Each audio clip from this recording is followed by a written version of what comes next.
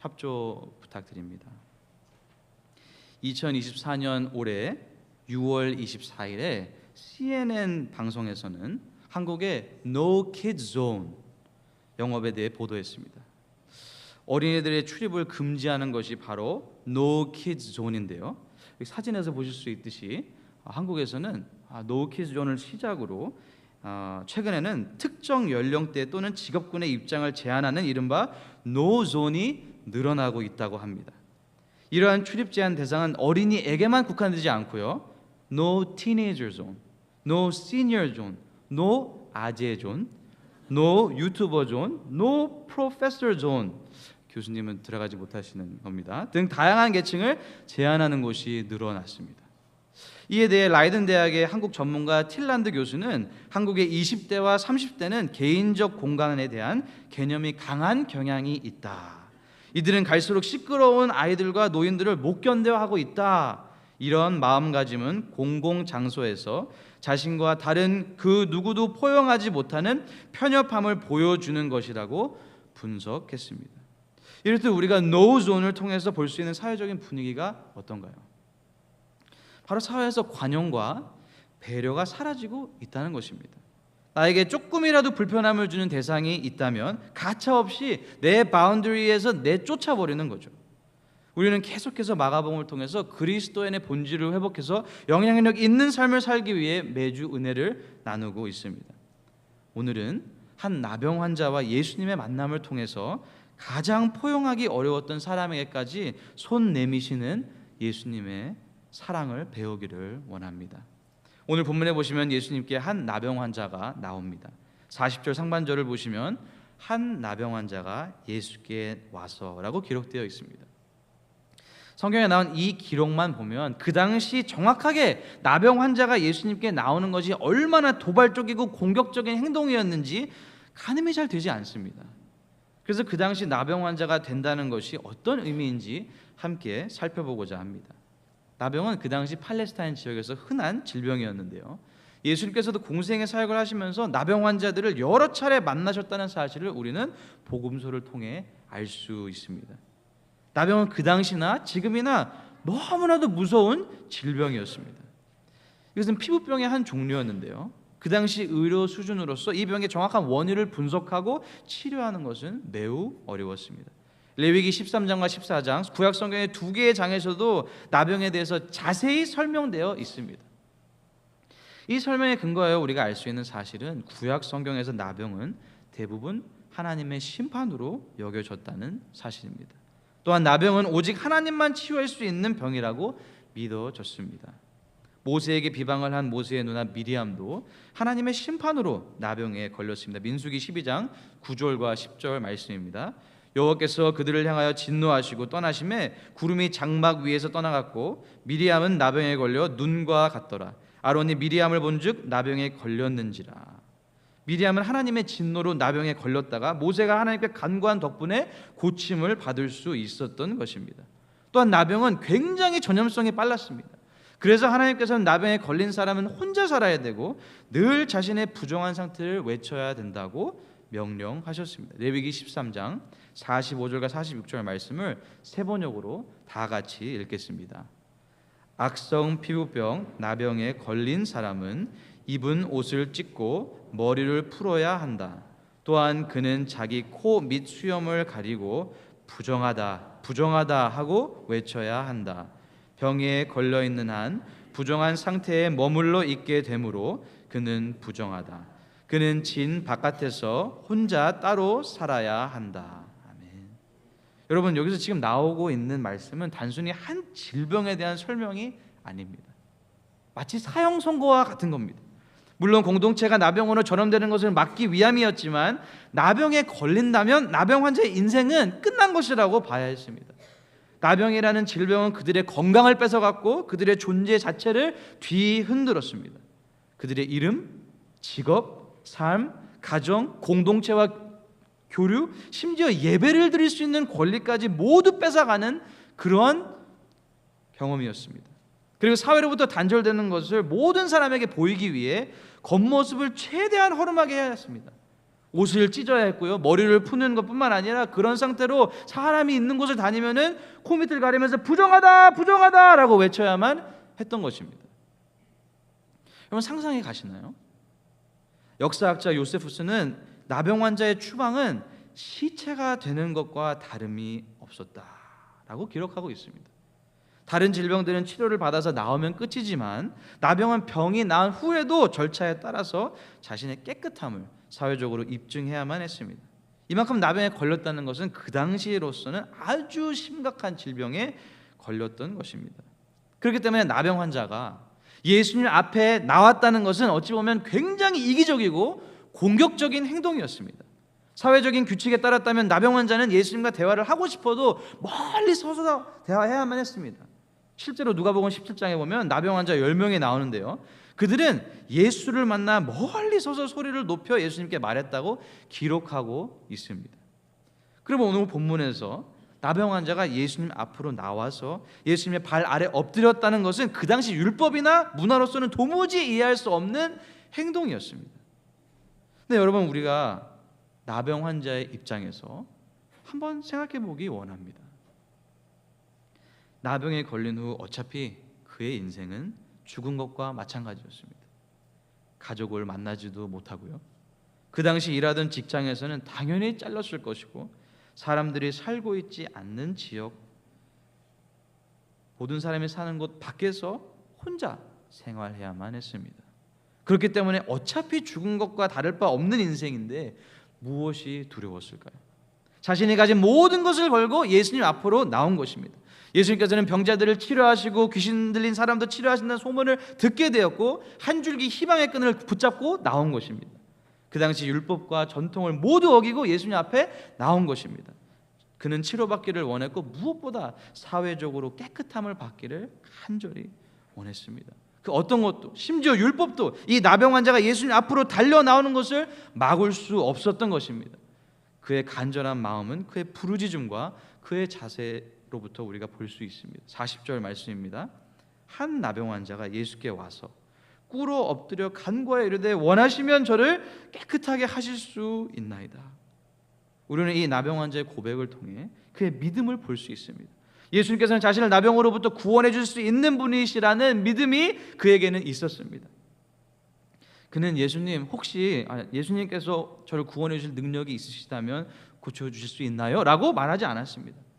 예수님께서 원하시기만 한다면 자신을 구원해 줄 수 있다고 말합니다. 원하시면 저를 깨끗하게 하실 수 있나이다. 근데 이 나병 환자의 이렇게 도발적이고 공격적인 행동을 보신 예수님의 반응은 대단히 놀랍습니다. 놀랐던 것 같아요. 아주 충격적입니다. 이런 나병 환자의 행동을 만약에 율법을 지키는 유대인이나 바리새인이나 그 당시 종교 지도자들이 봤다면 바로 화를 내면서 어서 떠나거라 라고 외쳤을 것입니다. 어디 나병 환자가 사람 가까이 오느냐라고 그를 쫓아냈을 겁니다. 실제로 율법에서도 나병 환자를 만지면 안 된다고 기록되어 있기 때문입니다. 또한 자신의 건강도 걱정이 되었을 겁니다. 그러나 예수님은 사랑이 정죄를 대신합니다. 나병 환자로부터 멀어지시는 것이 아니라 오히려 예수님께서는 그에게 손을 내밀어 그를 만져주십니다. 41절 말씀입니다. 다 같이 읽겠습니다. 예수께서 불쌍히 여기사 손을 내밀어 그에게 대시며 이르시되 내가 원하노니 깨끗함을 받으라 하시니.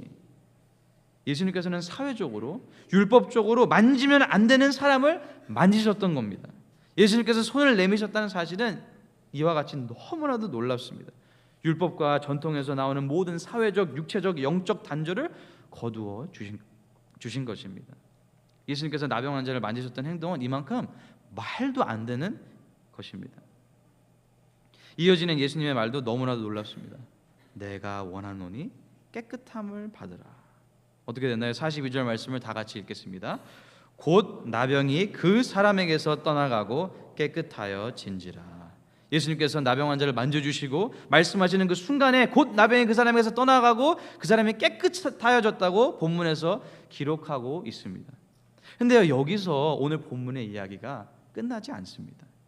예수님께서는 나병 환자를 깨끗하게 해주시고 그 다음에 그에게 한 가지 명령을 하십니다. 성경에서는 곧 보내시며 엄히 경고하사라고 43절에 기록되어 있습니다. 예수님께서 갑자기 엄히 경고하시고 명령하신 말씀이 무엇이었나요? 44절입니다. 이르시되 삼가 아무에게 아무 말도 하지 말고 가서 내 몸을 제사장에게 보이고 내가 깨끗하게 되었으니 모세가 명한 것을 드려 그들에게 입증하라 하셨더라. 왜 예수님께서는 나병 환자를 고쳐주시고 이렇게 엄히 경고하셨을까요? 두 가지 이유 때문입니다. 첫 번째는 예수님께서는 메시아의 정체성을 오해받고 거짓된 반응들로부터 스스로를 지키시기 원하셨습니다. 예수님께서는 이 세상에 오신 것이 정치적인 메시아로서가 아니고 병자들만 치유하시고 귀신들만 내쫓으시기 위함도 아니었습니다. 온 인류의 죄를 대신하여서 십자가에서 죽으심으로 우리가 하나님과 영원토록 살 수 있는 영원한 생명을 주시기 위함이셨습니다. 그것이 가장 중요했던 것입니다. 그래서 예수님께서는 깨끗하게 나병을 치유해 주셨다는 사실을 아무에게도 말하지 말라라고 말씀하신 것입니다. 두 번째는 이 나병 환자의 사회적 지위도 회복시켜 주시고 싶으셨기 때문입니다. 그래서 율법에 나와 있는 그대로 깨끗하게 된 것을 입증하라고 명령하신 것입니다. 그런데 오늘 본문에 보시면 나병 환자가 예수님의 말씀에 불순종했습니다. 45절 상반절입니다. 그러나 그 사람이 나가서 이 일을 많이 전파하여 널리 퍼지게 하니. 예수님께로부터 깨끗함을 경험한 후 나병이 치료된 이후에 이 나병 환자의 마음과 자세는 처음 예수님께 나왔던 간절함과 겸손함과는 많이 다릅니다. 그렇지 않나요? 예수님의 말씀을 가볍게 여기고 어떤 면에서는 심지어 무시하는 것처럼 행동합니다. 아주 모순적인 결과와 행동인 것이죠. 예수님께서는 나병 환자의 나병을 깨끗하게 해주심으로써 나병이라는 큰 짐을 없애주셨는데, 나병 환자는 예수님께서 말씀하신 명령을 어기고 예수님에 대한 소문을 퍼뜨렸기 때문에 예수님께 짐을 지어드린 것입니다. 45절 후반절 말씀입니다. 그러므로 예수께서는 다시는 드러나게 동네에 들어가지 못하시고 오직 바깥 한적한 곳에 계셨으나. 나병 환자의 불순종으로 인해 예수님께서는 자유롭게 동네에 들어가지 못하시고 바깥 한적한 곳에서 생활하셔야만 했습니다. 참으로 신기한 사실은 오늘 이야기가 시작됐을 때 예수님께서는 사람들과 같이 지내시면서 사회 안쪽에 속해 계셨습니다. 그리고 나병 환자는 사회 바깥에서 혼자 생활하고 있었죠. 근데요, 오늘 이야기가 끝날 때는 나병 환자와 예수님의 위치가 바뀐 것을 볼 수 있습니다. 나병 환자는 치료된 후에 많은 사람들을 만나고 전파하며 널리 퍼지게 하였고, 예수님께서는 동네에 들어가지 못하시고 오직 바깥 한적한 곳에 계셨던 것입니다. 이렇게 나병 환자와 예수님의 위치가 바뀌었습니다. 이것은 아주 깊은 영적인 의미를 가지고 있습니다. 바로 예수님이 우리의 죄를 짊어지셨기 때문에 우리 대신에 죄인의 자리, 십자가의 자리에 달리셨다는 사실을 보여주고 있는 것입니다. 이사야서 53장 5절부터 6절 말씀입니다. 다 같이 읽겠습니다. 그가 찔림은 우리의 허물 때문이요 그가 상함은 우리의 죄악 때문이라. 그가 징계를 받음으로 우리는 평화를 누리고 그가 채찍에 맞음으로 우리는 나음을 받았도다. 우리는 다 양 같아서 그릇 행하여 각기 제 길로 갔거늘 여호와께서는 우리 모두의 죄악을 그에게 담당시키셨도다. 아멘. 나병 환자의 불순종의 결과를 짊어지셨던 예수님께서 우리 모두의 죄를 짊어지시고 십자가에서 죽으셨던 것입니다. 사랑하는 성도 여러분, 오늘 본문에서 나온 나병 환자의 이야기가 우리에게 주는 교훈이 무엇일까요? 우리가 어떻게 오늘 들은 말씀을 우리의 삶에서 적용하면서 살 수 있을까요? 처음 이 말씀을 묵상할 때는 다음과 같이 생각했습니다. 예수님께서는 나병 환자의 불치병을 보시고 불쌍히 여기셔서 고쳐주신 것처럼 오늘 우리도 우리의 힘으로 해결되지 못하는 문제를 예수님 앞으로 가지고 나온다면 불쌍히 여기셔서 고쳐주실 것입니다. 예수님 앞으로 여러분의 문제를 가지고 오시기 바랍니다. 아멘이시죠? 그런데요, 신앙생활을 하다 보면 인생이 이렇게 간단하지 않다는 사실을 여러분도 모두 경험하셨을 것입니다. 제가 이렇게 선포한다면 분명 퍼즐에 맞지 않는 부분이 생깁니다. 어디가 정확하게 알 수 없는지를 생각해 보면 우리가 우리의 문제를 예수님 앞으로 가지고 나오면 당연히 예수님께서는 불쌍히 여겨 주실 것입니다. 예수님의 마음은 전혀 의심할 필요가 없죠. 그런데 나병 환자를 만져주셨던 것처럼 예수님이 우리의 문제를, 우리의 불치병을 해결해 주시는 것은 예수님께 달렸습니다. 문제를 해결해 주실 수도 있고 해결하지 않으실 수도 있습니다. 불치병을 고쳐주실 수도 있고 고쳐주지 않으실 수도 있습니다. 최종적인 결정은 예수님께 있는 것입니다. 그렇기 때문에 이러한 관점에서 오늘 말씀을 우리의 삶 가운데 적용하는 것은 매우 어려웠습니다. 그래서 주님 앞에 기도하면서 묵상하면서 어떻게 하면 오늘 말씀을 실질적으로 우리의 삶 가운데 적용할 수 있는지를 계속해서 간구했습니다. 그때 떠올랐던 질문이 있습니다. 당신의 나병 환자는 누구입니까? 예수님께서는 사회로부터 버림받고 사람들로부터 손가락질 당하고 심지어는 하나님께로부터 벌을 받았다고 사형 선고를 받았던 나병 환자를 불쌍히 여기셨습니다. 단순히 불쌍히 여기신 것뿐만 아니라 그 당시 율법이나 문화나 모든 것을 뛰어넘는 행동을 하셨습니다. 예수님께서는 손을 내미셔서 그 나병 환자를 만지신 것입니다. 우리가 오늘 주목하고 적용해야 되는 표현은 바로 여기에 있습니다. 다 같이 읽겠습니다. 예수께서 불쌍히 여기사 손을 내밀어 그에게 대시며. 우리는 오늘 예수님의 긍휼히 여기는 마음, 불쌍히 여기신 마음, 손을 내밀어 그를 만져주신 모습을 배워서 우리의 삶 가운데 적용하기를 원합니다. 예수님의 이 마음과 행동을 우리의 삶 가운데 실천하는 저와 여러분이 되기를 간절히 바랍니다. 사랑하는 성도 여러분, 당신의 나병 환자는 누굽니까? 우리는 오늘 본문을 통해 그 당시 시대적 정황을 정확하게 이해할 수 있었습니다. 나병 환자가 예수님께 나오는 것은 율법적으로 그 당시 문화에서도 도저히 납득할 수 없는 행동이었습니다. 이것은 무모하고 공격적이고 심지어는 이기적일 수도 있는 행동이었습니다. 하지만 예수님께서 나병 환자를 만지셨다는 사실은 이보다 더 도무지 이해할 수 없는 말도 안 되는 사랑인 것을 우리가 알 수 있었습니다. 저는 말씀을 묵상하면서 그렇다면 내가 그리스도인으로서 오늘 내가 만나야 될 나병 환자가 누구인지 묻게 되었습니다. 오늘 예수님께서는 우리가 동일하게 그들을 불쌍히 여기고 손을 내밀어 만져주기를 원하십니다. 누구에게요? 바로 내가 생각하기에 부정한 사람, 하나님께 저주받았다고 생각하는 사람, 도무지 사랑할 수 없고 사회 밖에서만 지내야 한다고 생각하는 그 사람. 인생을 살아가면서 우리는 모두 이런 사람을 한 번쯤 만났을 겁니다. 아니면 지금 만나고 계신지도 모르겠습니다.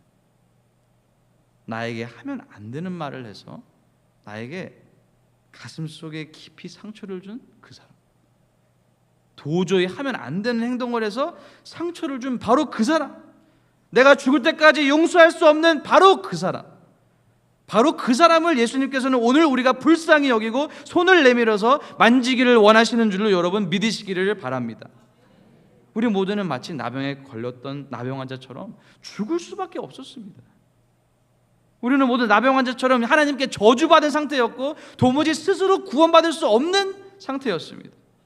그런 우리를 예수님께서는 불쌍히 여기셔서 자신의 생명을 내어주시고 우리를 대신해서 십자가에서 비참하게 죽으셨습니다. 그리고 부활하신 예수님은 우리 모두에게 손을 내밀어 주셔서 우리를 만져주셨습니다. 우리가 나병 환자가 되었을 때 예수님께서는 손을 내미셔서 우리를 만져주신 것입니다. 내가 원하노니 깨끗함을 받아라. 근데 우리는 죄로부터, 영원한 멸망으로부터 깨끗함을 받은 후 어떻게 살고 있나요? 예수님께서는 우리가 예수님의 손이 되어 불쌍히 여기고 만지기를 원하시는 분이 있는데 우리는 여전히 그 사람을 싫다고 나병 환자처럼 피해 다니고 미워하고 있는 모습이 우리들의 현실이 아닌가요? 사랑하는 성도 여러분, 당신의 나병 환자는 누구입니까? 우리가 예수님께 불쌍히 여김을 받았다면 예수님께서는 우리도 그들을 불쌍히 여기면서 살기를 간절히 원하십니다. 불쌍히 여겨라고 번역된 원어가 성경에서 또 나오는 본문이 마태복음 18장입니다. 마태복음 18장에는 1만 달란트 빚진 자와 임금이 나옵니다. 임금이 결산할 때가 되어서 1만 달란트 빚진 자를 데리고 오라고 했습니다. 1만 달란트 빚진 자가 그 당시 하루 품삯으로 계산을 한다면 20만 년, 20년이 아니고 20만 년을 일해도 갚을 수 없는 엄청난 빚을 지은 사람입니다. 그리고 그에게는 갚을 능력이 없었습니다. 임금은 빚을 갚을 수 없다고 하니 엄한 심판을 내렸습니다. 마태복음 18장 25절입니다. 갚을 것이 없는지라 주인이 명하여 그 몸과 아내와 자식들과 모든 소유를 다 팔아 갚게 하라 하니. 임금의 이러한 심판은 당연한 것입니다. 그런데 이 종이 어떻게 반응하나요? 26절 말씀입니다. 그 종이 엎드려 절하며 이르되 내게 참으소서 다 갚으리이다 하거늘. 여러분, 이 종이 하는 말은 불가능한 일입니다. 20만 년 동안 일해서 갚아야 할 빚을 그가 무슨 능력으로 갚을 수 있을까요? 갚지 못합니다. 불가능합니다. 하지만 이때 주인이 어떻게 하나요? 마태복음 18장 27절 말씀을 다 같이 읽겠습니다. 그 종의 주인이 불쌍히 여겨 놓아 보내며 그 빚을 탕감하여 주었더니. 주인이 종을 불쌍히 여겨라고 기록되어 있습니다. 갚을 능력이 없는 빚을 다 탕감하여 준 것입니다. 근데 이야기는 여기서 끝나지 않습니다. 임금으로부터 1만 달란트 받은 탕감받은 종이 궁궐 밖으로 나가서 그가 자기에게 빚진 자를 만났습니다. 1만 달란트에 비하면 비교가 되지 않는 소액 100데나리온입니다. 그런데 이 종이 어떻게 하나요? 28절 말씀입니다. 그 종이 나가서 자기에게 100데나리온 빚진 동료 한 사람을 만나 붙들어 목을 잡고 이르되 빚을 갚으라 하며 멱살을 잡고 내 빚 갚아라고 말한 것입니다. 여기서 그 동료가 어떻게 반응하나요? 29절 말씀입니다. 다 같이 읽겠습니다. 그 동료가 엎드려 간구하여 이르되 나에게 참아 주소서 갚으리이다 하되. 종이 임금에게 했던 똑같은 방식으로 엎드려서 간구하면서 다 갚겠다고 참아달라고 간청합니다. 근데 이에 대해 종의 반응은 참으로 놀랍습니다. 30절입니다. 허락하지 아니하고 이에 가서 그가 빚을 갚도록 옥에 가두거늘. 자신은 말도 안 되는 거액의 빚을 탕감받았는데 같은 동료가 빌려간 작은 액수의 빚을 갚지 않았다고 감옥에 가둔 것입니다. 정말 사람의 염치가 없어도 이렇게 없을 수가 없습니다. 결국 임금이 이 종을 다시 부릅니다. 마태복음 18장 32절부터 35절 말씀을 다 같이 읽겠습니다. 이에 주인이 그를 불러다가 말하되 악한 종아 내가 빌기에 내가 내 빚을 전부 탕감하여 주었거늘 내가 너를 불쌍히 여김과 같이 너도 내 동료를 불쌍히 여김이 마땅하지 아니하냐 하고 주인이 노하여 그 빚을 다 갚도록 그를 옥종들에게 넘기니라. 너희가 각각 마음으로부터 형제를 용서하지 아니하면 나의 하늘 아버지께서도 너에게 이와 같이 하시리라. 사랑하는 성도 여러분, 우리는 모두 하나님께 불쌍히 여김을 받은 사람들입니다. 예수님께서는 죄 가운데 영원히 죽을 수밖에 없는 죽었던 우리를 손 내밀어 만져주셨습니다. 그리고 예수님께서는 동일하게 우리가 불쌍히 여김을 받은 것처럼 우리도 동료들을, 다른 사람들을 불쌍히 여기는 것이 마땅하다고 말씀하십니다. 나병 환자가 예수님께 나와서 깨끗함을 받은 후 예수님의 말씀을 따르지 않고 불순종한 것처럼 우리도 예수님께 죄로부터 깨끗함을 받고 다른 형제 자매를 불쌍히 여기지 않는다면 이와 똑같이 예수님의 말씀에 불순종하고 결국에는 예수님의 역사가 계속해서 일어나지 못하도록 방해하는 것입니다. 우리도 다 마음에 나병이 있는 사람들이었습니다. 예수님께서는 죄 가운데 죽었던 우리를 깨끗하게 해주셨습니다. 그리고 우리에게 손해를 준 사람, 상처를 준 사람, 도무지 용서할 수 없는 그 사람까지도 불쌍히 여기고 손을 내밀어 만져주기를 원하십니다. 2002년 어머니날 머더스데이 바로 전날에 단 4초 만에 2명의 여자 대학생들이 목숨을 잃었습니다. 플로리다에 있는 펜사콜라 베이 다리 근처 하이웨이 98번에서 대형 교통사고가 났기 때문입니다. 사진을 보시면 교통사고가 난 직후 24살의 에릭 스몰리즈는 앰뷸런스 뒤편에서 자신이 탄 차량과 사고난 다른 차량 안에 타고 있던 20살의 두 여학생들이 목숨을 잃었다고 들었습니다. 그리고 경찰은 그 자리에서 그를 체포했습니다. 사고는 새벽 2시 30분경에 일어났는데요. 여학생 2명은 베이비시팅을 같이 마치고 집으로 돌아가는 길이었고 에릭 스몰리즈는 해변가에서 술집에서 술을 먹고 귀가하는 중이었습니다. 술을 먹고 괜찮을 줄 알았던 에릭 스몰리지의 잘못된 판단 때문에 아무런 잘못이 없는 두 명의 대학생이 목숨을 잃었던 것입니다. 재판장에서 판사는 DUI, Driving Under the Influence 살인에 유죄 선고를 하고 감옥에서 22년간 지내야 하는 형을 받았습니다. 에릭 스몰리지는 법정에서 통곡하면서 자신의 잘못을 인정하고 저는 너무나도 많은 아픔을 가져왔습니다. 아무것도 할 수 없어서 너무 죄송합니다 라고 말했습니다. 22년 형을 선고받은 모습을 본 피해자 여학생들의 부모님과 가족들은 정의가 실현되었다고 잠시 동안 기뻐했다고 합니다. 당연하죠. 근데 여러분, 여기서 이야기가 끝나지 않습니다. 스몰리지는 진심으로 재판장에서 사과를 했고 감옥에 가자마자 또한 피해자 가족들에게 편지를 써서 진심으로 자신의 잘못을 인정하고 사죄의 마음을 표현했습니다. 가족들의 용서는 이 편지를 받은 후부터 시작되었다고 합니다. 목숨을 잃은 두 명의 여학생들의 이름은 메건 나피어하고 리사 딕슨이었는데요. 사진에서 보실 수 있듯이 너무나도 젊은 청춘의 나이에 목숨을 잃었던 것입니다. 놀라운 사실은 메건 나피어의 부모님과 리사 딕슨의 부모님은 2006년도 약 4년이 지난 후에 스몰리지 청년의 형을 줄여달라고 말했습니다. 그러면 이 상황이 이해가 되시나요? 자신들의 딸을 죽게 만든 살인범의 형을 줄여달라고 부탁한 것입니다. 도대체 어떻게 이러한 결단이 가능했을까요? 그 두 가정의 부모는 계속해서 기도하면서 생각할 때마다 마음에 부담이 있었습니다. 에릭 스몰리지가 너무 불쌍해 보였습니다. 예수님이라면 불쌍히 여기서 손을 내미실 것을 알았습니다. 그래서 형을 줄여달라고 부탁했는데요, 여기서 이야기가 끝나지 않습니다. 교통사고가 난 지 4년 후부터 메건 네피어의 어머니 리네이 네피어는 에릭 스몰리지와 함께 자신의 차를 타고 전국을 돌아다니기 시작했습니다. DUI의 위험성을 청소년 학생들과 대학생들에게 전하는 연설을 다양한 학교와 기관들에서 하기 시작했습니다. 여러분, 이 상황이 이해되시나요? 자신의 딸을 죽인 살인범과 같은 차에 타가지고 돌아다니면서 집회를 하고 옆에 서서 사진 찍고 계속 같이 생활을 하는 것입니다. 사랑하는 성도 여러분, 예수님께서는 저와 여러분도 이렇게 살기를 믿으시기 바랍니다. 우리에게 아무리 큰 피해를 입힌 사람도 불쌍히 여기고 손을 내밀어서 만져주기를 원하십니다.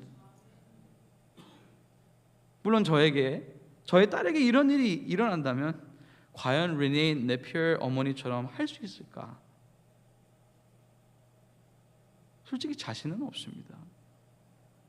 하지만 우리가 그리스도인의 본질을 회복하고 영향력 있는 삶을 살기를 간절히 원한다면 기준, 스탠더드는 여기에 있는 것입니다.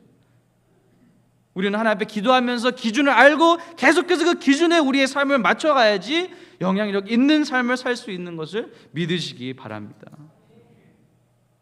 오늘 결단 찬양을 위해 하나님 앞에 기도하면서 제 자신을 돌아보게 되었습니다. 지금도 용서하지 못하고 먼저 손 내밀지 못하고 있는 추악한 모습이 있다는 것을 보게 되었습니다. 주님 앞에 회개하며 도움을 청했습니다. 계속해서 주님 앞에 기도하며 저에게 해를 입힌 사람들을 불쌍히 여기고 손을 내밀어 만져줄 수 있도록 기도했고 계속해서 기도하고 실천할 것입니다. 복음성가 중에 하나인 오늘 나는 이라는 찬양을 결단 찬양으로 부르기 원하는데요, 이 곡은 유명한 복음성가 작곡가인 최용덕 집사님이 만든 곡입니다. 최용덕 집사님이 이 찬양을 만들게 된 사연이 있다고 합니다. 어느 날 어떤 집사님과 복음성가에 대한 논쟁이 있었습니다. 그 집사님은 복음성가에 대하여 복음성가는 찬송가보다 못합니다 라고 의견을 가지고 있었습니다. 이 이야기를 들은 최용덕 집사님은 너무나 화가 났습니다. 그래서 둘이서 대판 크게 싸우고 집으로 돌아왔는데 성령님께서 화해를 청해야 된다는 강력한 마음의 부담을 주셨습니다. 근데 최영덕 집사님은 망설였습니다. 아니, 내가 잘못한 것도 없는데 왜 내가 먼저 손을 내밀어야 하는 거야? 그렇게 먼저 손해보기를 거부하고 있던 어느 날 그 다른 집사님이 집사님 제가 잘못했어요. 용서해 주세요라고 먼저 용서를 구하기에 화해해 주었다고 합니다. 근데 얼마 지나지 않아서 그 다른 집사님이 갑작스러운 교통사고로 세상을 떠나게 되셨습니다. 최영덕 집사님은 그의 장례식장을 찾아갔고 그 아내 집사님으로부터 일기장 한 페이지를 보게 되었습니다.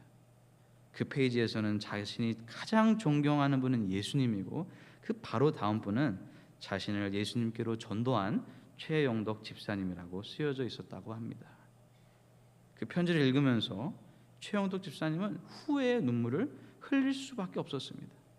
자신을 가장 존경한다고 말하는, 심지어 자신이 예수님께 전도한 그 사람을 죽기 전까지 먼저 용서하지 못했다는 후회가 남게 된 것이죠.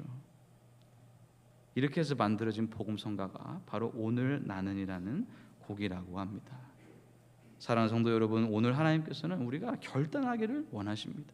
남들이 다 하는 그런 용서가 아니라 오직 예수 그리스도의 제자들만이 할 수 있는 용서와 사랑을 하는 저와 여러분이 되기를 간절히 원하십니다. 우리 모두가 예수님의 사랑으로 세상을 변화시키는 영향력 있는 그리스도인으로 살아가시기를 예수님의 이름으로 축복합니다. 다 같이 일어나